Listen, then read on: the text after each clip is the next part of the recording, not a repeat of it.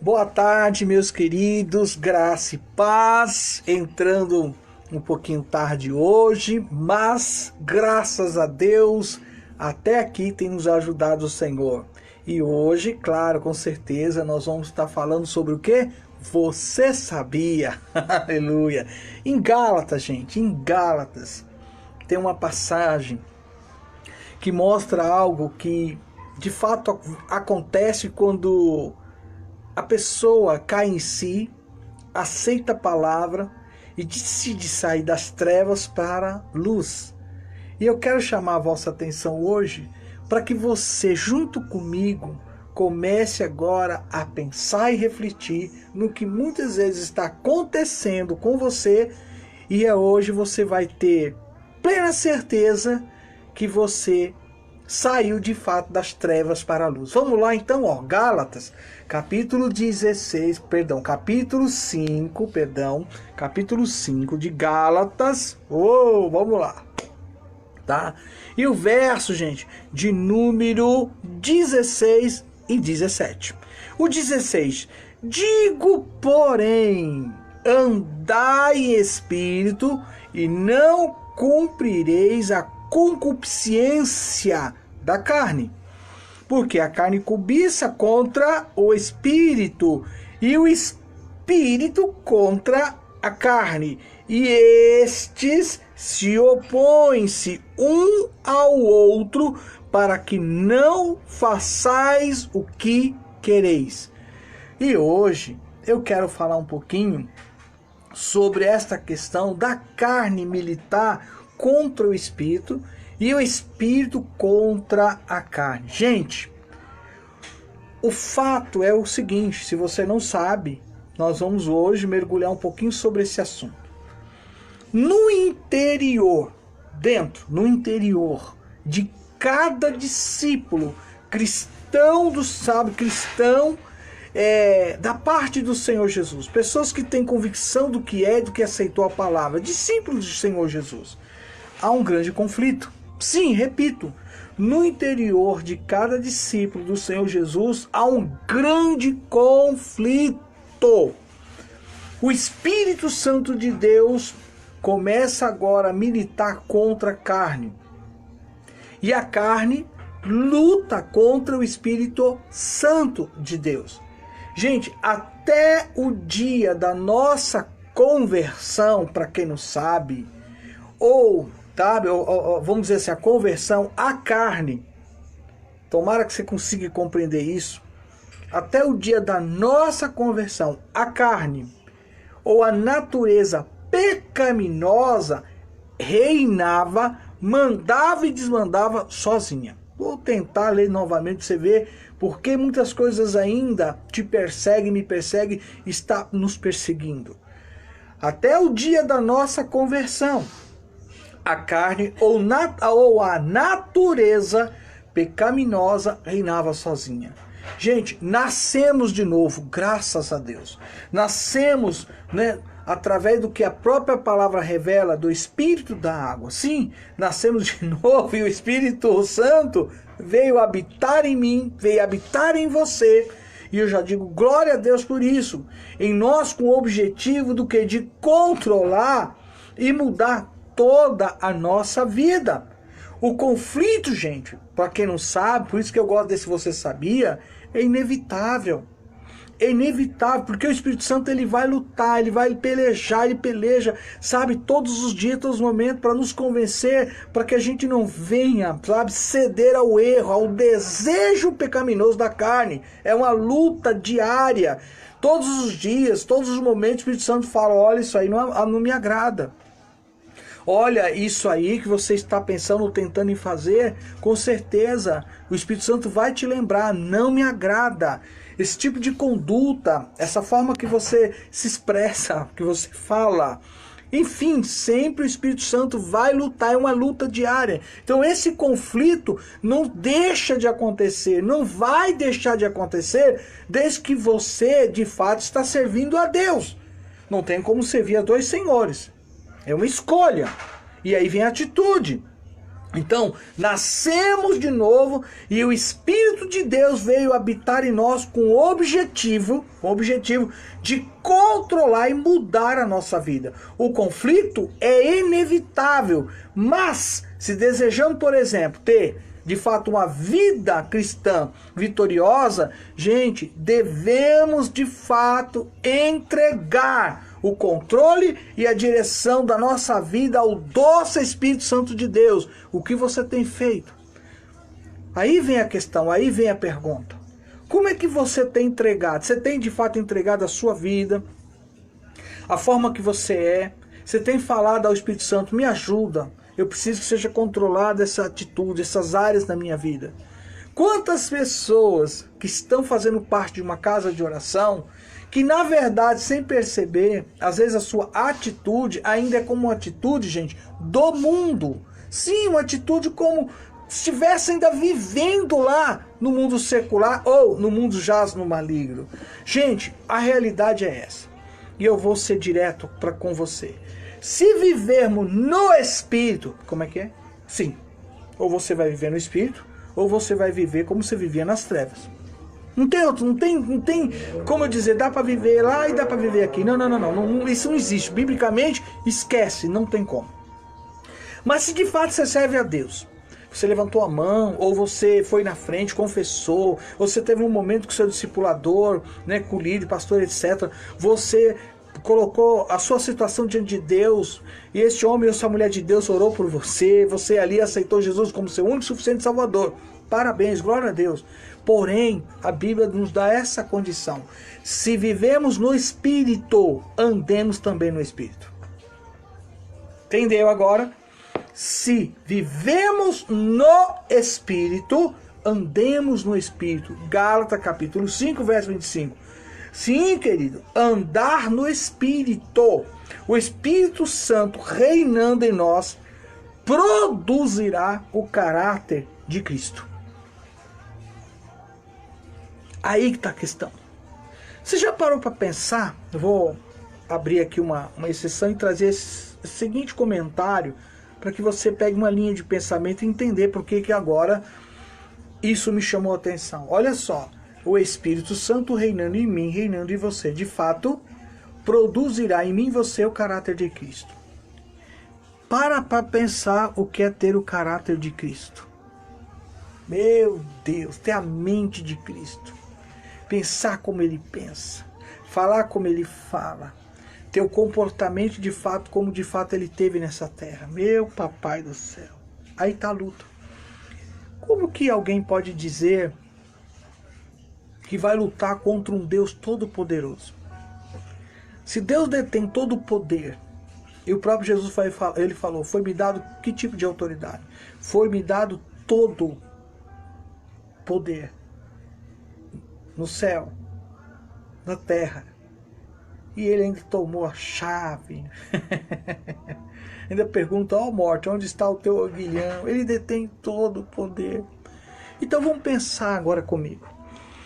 Se você um dia já estudou, né, pesquisou, se orientou, buscou informação sobre o assunto angelologia, né, estudo sobre os anjos, tanto os anjos de Deus, como os anjos que deixou de servir, de estar na presença de Deus, que hoje são anjos caídos, que nós, segundo a palavra, falamos que são demônios. Presta atenção para você ver. Foi dado a ele todo o quê? Todo o poder. Se Jesus detém, o nosso Deus detém todo o poder, como lutar contra ele? Como guerrear contra um Deus que detém todo o poder? Se já está dizendo que ele detém tudo, todo o poder. Ele tem toda a autoridade. Pega essa linha de pensamento.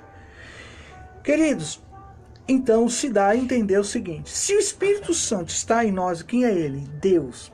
Ele é Deus. Então você tem dentro de você, eu tenho dentro de mim, nós temos dentro de nós quem? Um Deus que tem o quê? Todo poder. Está entendendo como a gente tem que conseguir entender o que a Bíblia fala, tomar posse disso, para nós vivermos uma vida aonde vai agradar a Deus? Que Deus espera de mim, de você, gratidão, adoração, louvor e reconhecimento, respeito e temor. Que muita gente não tem noção disso. Então, a luta está aí. O inimigo da sua alma diz, quero ver eles ter o seu caráter. Aí começa a guerra. Porque ele vai lutar para lançar todo tipo de tentação para você ceder e desobedecer a Deus.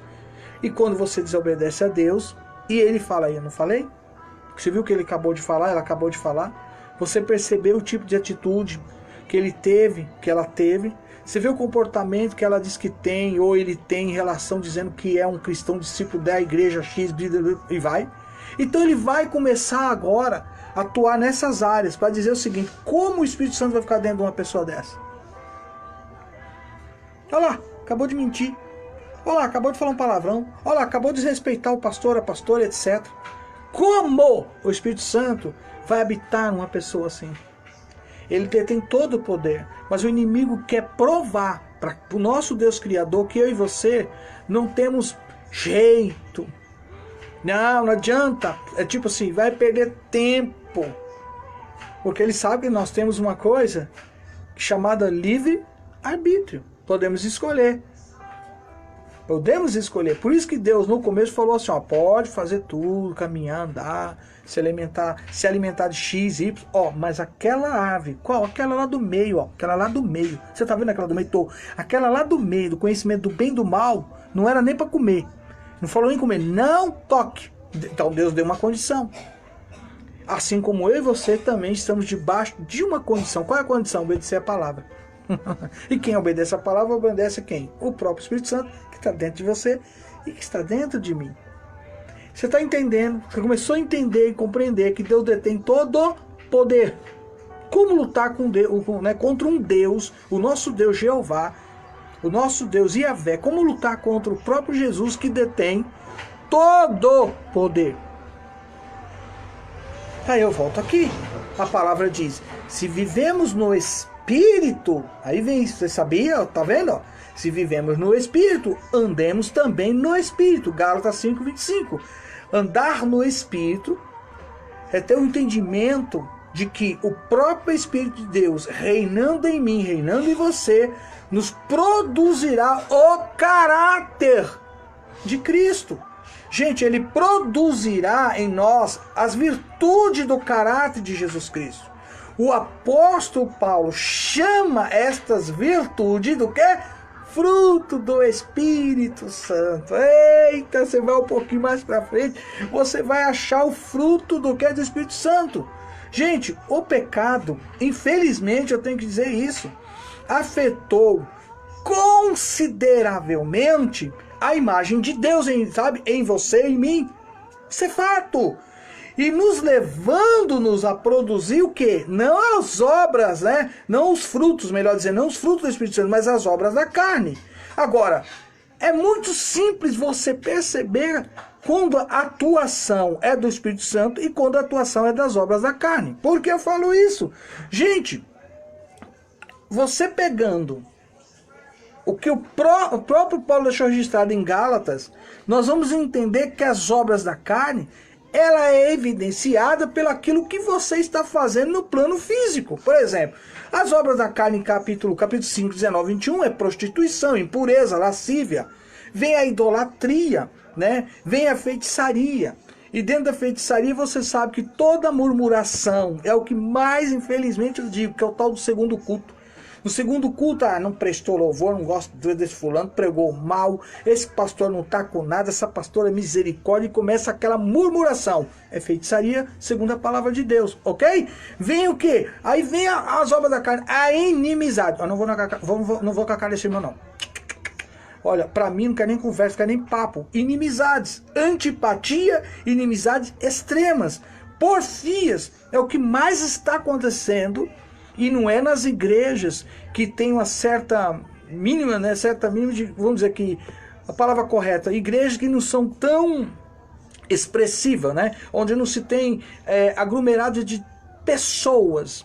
Mas as igrejas, que se dizem igreja, como hoje fala, que estão espalhadas por todo o Brasil, que alcançou até, né, saindo das fronteiras brasileiras, etc. As igrejas que se dizem estar aí, né, com grande número, aí catedral, tal. Presta atenção para você ver agora. Pois bem, o que acontece muito nesse meio desse povo, se de fato não tem ali o Espírito Santo? Porfias. Agora, o que seria porfias? Porfias, o que é? Brigas, oposição, luta por superioridade. Se não tem alguém destacado, se não tem um grande holofote naquela pessoa, naquele líder, etc., pronto, tá feito barraco e não santo. Pegou? Aí vem iras, e dentro dessas iras vem fúrias. Fúrias é fúria explosiva, que irrompe através de palavras, infelizmente de ações violentas, obra da carne. Como que o Espírito Santo dá um negócio desse? Nunca. Porque segundo a palavra de Deus, isso nunca foi e nunca será obra do Espírito Santo. E é fácil a gente perceber, segundo a palavra, não é você julgar, é você entender quem está atuando, se é Deus ou não. Entenda o que eu estou falando. Vê as dissensões. Gente, o que eu tenho observado isso.